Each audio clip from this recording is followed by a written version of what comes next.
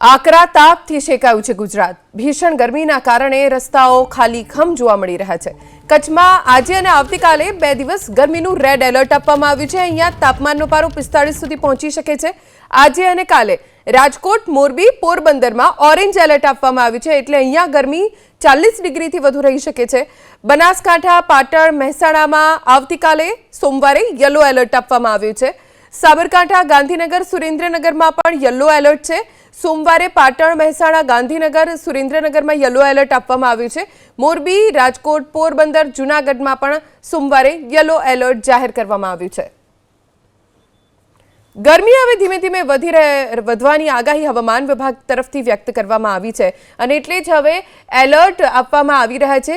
રાજ્યમાં અલગ અલગ વિસ્તારોમાં ક્યાંક 35 થી 40 ડિગ્રી ગરમીનું યલો એલર્ટ છે, ક્યાંક 40 ડિગ્રી ગરમીનું ઓરેન્જ એલર્ટ, તો ક્યાંક 45 ડિગ્રી સુધીનું રેડ એલર્ટ જાહેર કરવામાં આવ્યું છે હવામાન વિભાગ તરફથી। પણ સૌથી વધારે ગરમી આખા રાજ્યમાં ક્યાંય પડવાની હોય તો એ છે કચ્છ જિલ્લો, કે જ્યાં રેડ એલર્ટ આપવામાં આવ્યું છે। અહીંયા ગરમીનો પારો 42 ડિગ્રીથી વધુ રહે તેવી શક્યતા છે।